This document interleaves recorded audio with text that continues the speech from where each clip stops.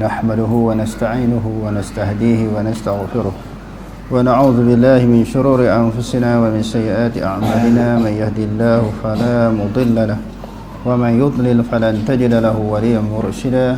أشهد أن لا إله إلا الله وحده لا شريك له وأشهد أن محمدا عبده ورسوله. اللهم صل وسلم وبارك على محمد وعلى آله وأصحابه أجمعين. اللهم رب اشرح لي صدري ويسر لي أمري واحلل عقدة من لساني يفقهوا قولي ولا حول ولا قوة إلا بالله العلي العظيم. اللهم لا سهل إلا ما جعلته سهلا وأنت تجعل الحسن إن شئت سهلا. ربي يسر ولا تعسر وأتمم بالخير. أما بعد. Kebangkitan semula daripada kubur. Setelah kita selesai membincangkan tanda-tanda kiamat, sama ada kiamat tanda yang kecil ataupun tanda yang besar, lalu berlakulah kematian kepada manusia. Setelah manusia itu mati, maka akan dibangkitkan daripada alam kubur masing-masing untuk dihisap segala amalan mereka dan diberi balasan mengikut apa yang telah dilakukan di atas dunia. Sama ada balasan itu berbentuk syurga ataupun neraka.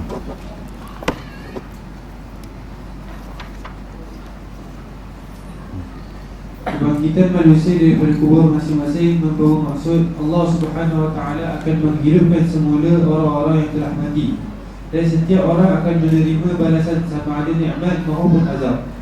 Hal ini dapat dilihat dalam beberapa nas yang berkaitan. Firman Allah Subhanahu Wa Taala, "Thumma innakum ba'da dzalika lamayyitun, thumma innakum yawmal qiyamati tub'atsun." Summa innakum ba'da dzalika. Ayat ini penyambung kepada ayat yang sebelumnya. Setelah Allah Subhanahu Wa Taala mencipta manusia dan dihidupkan oleh Allah Subhanahu Wa Taala akan manusia itu, summa innakum ba'da dzalika. Kemudian kamu selepas yang demikian itu, ba'da dzalika yakni hidup, selepas yang demikian itu hidup, lamayyitun, semua orang akan mati. Selepas mati, summa innakum yaumal qiyamati tub'atsun. Kemudian sesungguhnya kamu pada hari kiamat dibangkitkan. Lil hisabi wal jazai. Tub'atsun maknanya untuk apa? Manusia dibangkitkan, kamu dibangkitkan lil hisabi wal jazai, untuk dihisap. Dihisap maknanya dihitung segala amalan yang dilakukan di atas dunia. Selepas berlakunya hisab wal jazai, mereka akan diberi balasan mengikut amalan masing-masing. Okey, terus Firman Allah Subhanahu Wa Taala, "Wa anna as-sa'ata atiyatun la raiba fiha, wa anna Allah yab'atsu man fil qubur, wa minan nasi man yujadilu fillahi bighayri 'ilmin wa la hudan wa la kitabin munir." Wa anna as-sa'ata atiyatun. Sesungguhnya hari kiamat itu akan datang. Jadi sifat hari kiamat itu keadaannya la raiba fiha, tidak ada ragu kepadanya. Tidak ada ragu padanya maknanya tidak ada syak. Kedatangan, kemunculan hari kiamat ni tak boleh diragui lagi. Sebab apa tak boleh ragu? Sebab maklumat-maklumat tentang kiamat ini disebut dalam Al-Quran. Bila disebut dalam Al-Quran, semuanya benar. Al-haqqu min rabbik fala takunanna minal mumtarin. Kebenaran itu datang daripada Tuhanmu, jangan kamu termasuk daripada kalangan orang yang ragu.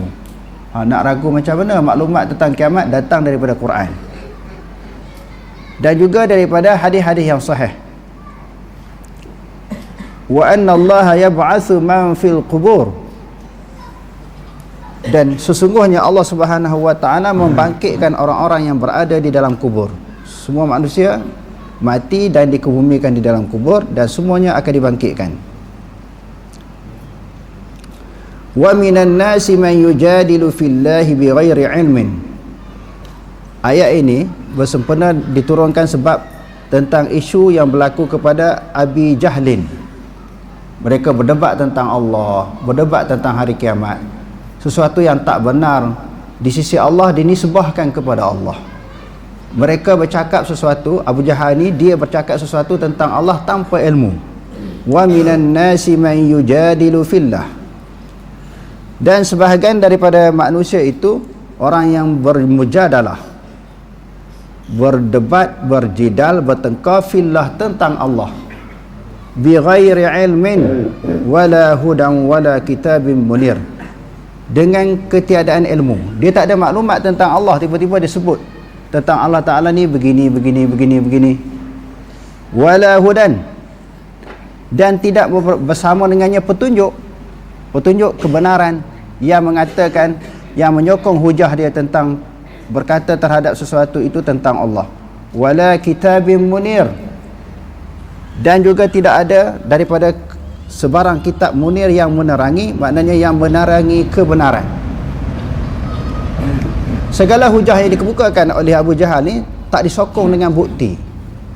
Segala dakwaan dan tuduhan dia tak disokong dengan bukti. Dalam hadis-hadis yang kita selalu baca, manusia setiap dakwaan perlu disokong dengan bukti. La yu'tan nasu bida'wahum ladda'u amwalan nasi wa dima'ahum walakin al-bayyinatu ala mudda'i wal yaminu ala man ankar. Setiap tuduhan, kenyataan perlu disokong dengan bukti. Daripada ayat ini, di dalam tafsir Al-Kabir yang ditulis oleh Al-Imam Fakhrul Razi menyebut, qala Fakhrul Razi fi tafsirihi hadhihi al-ayatu bimafhumiha. Ayat ini dengan kefahamannya tadullu ala jawazil mujadalatil haqqati. Daripada ayat tadi Allah Ta'ala larang berdebat tanpa ilmu. Mafhum mukhalafahnya, kalau ada ilmu boleh berdebat. Kalau kita ada maklumat yang betul, dalil daripada Quran, daripada hadis, fakta daripada kenyataan ulama berdasarkan kepada kajian dan bacaan kita, boleh berdebat. Yang tak boleh berdebatnya tanpa ilmu. Dia kata ala annal mujadalata ma'al ilmi jaizatun. Berdebat dalam keadaan seseorang itu memperolehi ilmu adalah dibenarkan. Fal mujadalatul batilatu hiyal muradu min qawlihi. Mujadalah yang batil itu sebagaimana yang disebut oleh Allah Subhanahu wa taala, ma darabuhu laka illa jadala. Ayat ini bila Rasulullah sallallahu alaihi wasallam berhujah dengan orang-orang Nasrani mengatakan Nabi Isa itu bukan Tuhan, tak perlu disembah. Mereka menganggap Nabi Isa itu sebagai Tuhan, anak Tuhan. Jadi bila anak Tuhan sudah tentu mempunyai ciri-ciri sifat-sifat ketuhanan. Dan juga mereka juga di dalam waktu yang sama menyembah Tuhan-Tuhan yang lain daripada Allah, selain daripada mengaku Nabi Isa sebagai Tuhan. Allah Subhanahu wa taala sebut dalam Al-Quran, wa qalu alihatuna khairun am huwa. Mereka berkata, adakah Tuhan-Tuhan yang kami sembah itu lebih baik ataupun Nabi Isa alaihissalam? Ditanya Nabi, mereka orang Nasrani ini di zaman Nabi tanya Nabi, hak mana lebih baik, Tuhan yang kami sembah ataupun Nabi Isa? Wa qalu alihatuna khairun am huwa. Mereka berkata, adakah Tuhan-Tuhan yang kami sembah lebih baik ataupun dia Nabi Isa? Lalu Allah Ta'ala menyebut, ma darabuhu laka illa jadala. Mereka tidak mengemukakan contoh ini melainkan hanya nak berdebat. Berdebat yang ni tak boleh, berdebat tanpa ilmu, bi ghairi ilmin wala hudan wala kitabim munir. Berdebat tanpa ilmu tak boleh. Satu lagi, suatu perdebatan yang diizinkan oleh Allah di dalam Al-Quran, wajadilhum billati hiya ahsan. Lalu di dalam kitab Adwa'ul Bayan yang dikarang oleh Imam Syamqiti, dia kata debat yang diharuskan adalah wajadilhum billati hiya ahsan. Kita bagi dalil, bagi fakta, hujah-hujah yang betul. Hak ni memang Allah Ta'ala izinkan. Sebab sekarang ni bila ada orang nak berdebat kan, sikit-sikit debat, ada orang kata debat ni tak boleh, ditegah di dalam agama. Sebahagian orang pula kata debat ni memang dianjurkan. Sebenarnya dia tengok keadaan. Kalau debat dengan ilmu boleh, ada dalil, ada hujah boleh. Debat main akal, pakai logik nak menang, yang tu satu dipanggil al-mujadalatul batilah. Debat yang ditegah, debat yang batil, semata-mata nak kepada kemenangan, tanpa mampu mengemukakan dalil dan hujah. Okey, terus. Kebangkitan semula ini bukan sahaja sabit dari segi syarak berdasarkan dalil-dalil qat'i, bahkan ia juga dikira satu kehidupan yang sangat penting kepada manusia. Seseorang yang berakal yang benar-benar beriman kepada Allah Subhanahu Wa Taala tidak dapat membayangkan dengan akal fikiran mereka yang urusan segala makhluk akan berakhir begitu sahaja dengan kematian mereka, tanpa ada keputusan yang muktamad ke atas amalan yang mereka lakukan. Hal ini kerana Allah Subhanahu Wa Taala menciptakan mereka kerana satu matlamat sahaja, iaitu untuk melakukan ibadat kepadanya. Dia menurunkan kitab-kitab dan mengutus para rasul untuk merealisasikan matlamat tersebut. Dalam kalangan manusia ada yang menyahut seruan tersebut, dan dalam kalangan mereka ada pula yang menolaknya. Orang yang menyahut mengorbankan segala apa yang mereka miliki demi untuk mendapatkan keredaan Tuhan mereka. Sebaliknya orang yang menolak melakukan berbagai-bagai perkara dan bencana, malah melakukan kerosakan di bumi, menzalimi hamba-hamba Allah yang lain, memusnahkan, menghancurkan, melakukan berbagai-bagai perkara fasik dan juga gejala negatif, malah menyebar dan mempertahankan berbagai-bagai jenis kekufuran, kefasikan dan juga kesesatan. Oleh kerana itu tidak mungkin terbayang pada akal fikiran manusia yang waras perkara sebegitu rupa berlalu begitu sahaja tanpa ada sebarang pembalasan yang sewajarnya. Orang yang melakukan kebaikan dengan kelayakan mereka untuk menerima balasan yang baik, dan orang yang melakukan kejahatan dan keburukan dengan kelayakan mereka untuk menerima balasan buruk. Firman Allah Subhanahu Wa Taala, "Afahasibtum annama khalaqnakum 'abathan wa annakum ilayna la turja'un. Fata'ala Allahul Malikul Haqq. La ilaha illa huwa Rabbul 'Arsyil Karim." Maksudnya, maka adakah patut kamu menyangka bahawa kami hanya menciptakan kamu dari tiada kepada ada, sahaja dengan tiada sebarang nikmat pada ciptaan itu, dan kamu menyangka pula tidak akan dikembalikan kepada kami? Maka dengan yang demikian, maha tinggilah Allah yang menguasai seluruh alam. Lagi yang tetap benar, tiada Tuhan melainkan Dia, Tuhan yang mempunyai arasy yang mulia. Perhimpunan besar-besaran di padang mahsyar. Maksud perhimpunan besar-besaran ialah manusia akan dikumpulkan di satu tempat yang menghimpunkan seluruh manusia untuk dihisap atau dihitung segala amalan yang telah mereka lakukan di dunia. Amalan mereka juga akan ditimbang dan setiap orang akan mengetahui apakah destinasi yang akan dituju atau masa depannya ketika itu. Firman Allah Subhanahu Wa Taala, "Wadhkurullaha fi ayyamin ma'dudat, faman ta'ajjala fi yawmayn fala ithma 'alayhi, wa man ta'akhkhara fala ithma 'alayhi, liman ittaqa, wattaqullaha wa'lamu annakum ilayhi tuhsyarun." Maksudnya, dan sebutlah kamu akan Allah dengan takbir semasa mengerjakan haji dalam beberapa hari yang tertentu bilangannya.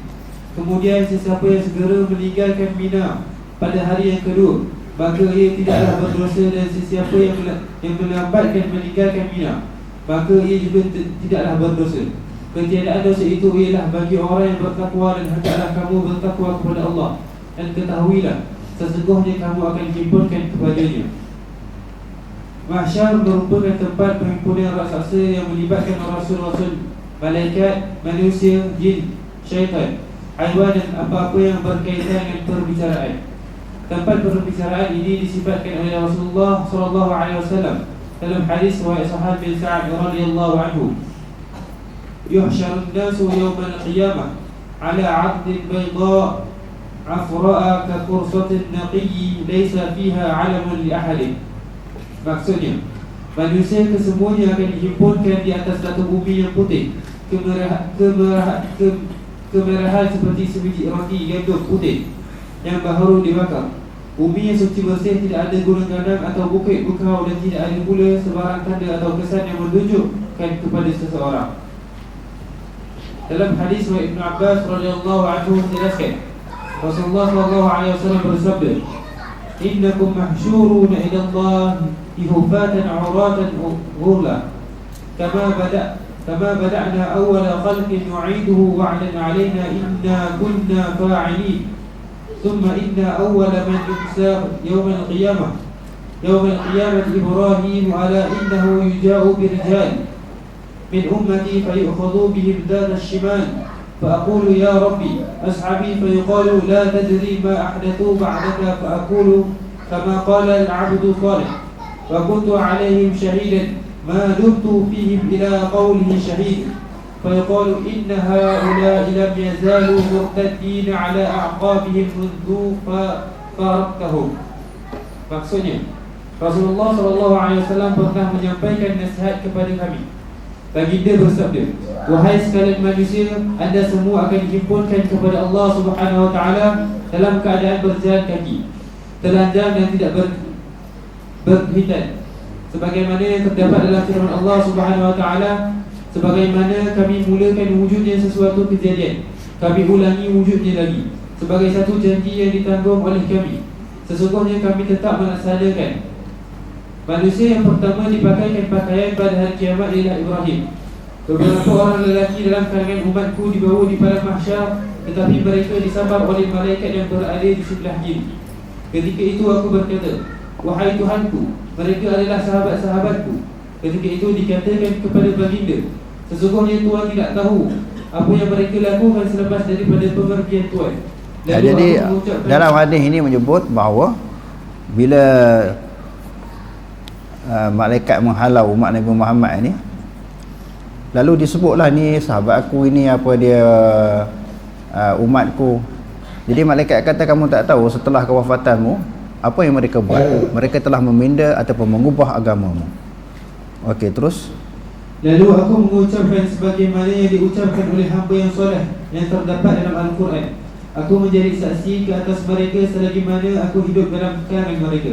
Lalu dikatakan pada waktu mereka sentiasa murtad ke belakang semenjak Tuhan berpisah dengan mereka. Pada hari kiamat, manusia akan dihimpunkan dalam 3 kumpulan, iaitu pertama, kumpulan yang berkenderaan, kedua, kumpulan yang berjalan kaki, ketiga, kumpulan yang berjalan di atas muka sendiri. Hal ini terdapat dalam hadis riwayat Abu Hurairah radhiyallahu anhu. Nabi SAW bersabda, yuhsyarun nasu yawmal qiyamati thalathatu asnafin, sinfun musyatun wa sinfun urbanun wa sinfun ala wujuhihim. Faqalu ya Rasulullah wa kaifa yamshuna ala wujuhihim? Qala innal ladhi amshahum ala arjulihim qadirun ala an yumshiyahum ala wujuhihim. Ama innahum yattaquna bi wujuhihim kulla hadabin wa syaukin. Maksudnya, manusia akan dihimpunkan pada hari kiamat dalam 3 kumpulan, iaitu kumpulan yang berjalan kaki, kumpulan yang berkenderaan dan kumpulan yang berjalan di atas muka mereka. Rasulullah SAW ditanya, bagaimana mereka boleh berjalan di atas muka mereka? Baginda bersabda, sesungguhnya Tuhan yang menjadikan mereka berjalan di atas kaki-kaki mereka, boleh menjadikan mereka berjalan di atas muka-muka mereka sendiri. Mereka akan menyapu dengan muka-muka mereka di segala tanah yang tinggi dan duri. Wallahu a'lam. Aqulu qawli hadza wa astaghfirullah al-azim li wa lakum. Wassalamu alaikum warahmatullahi taala wabarakatuh.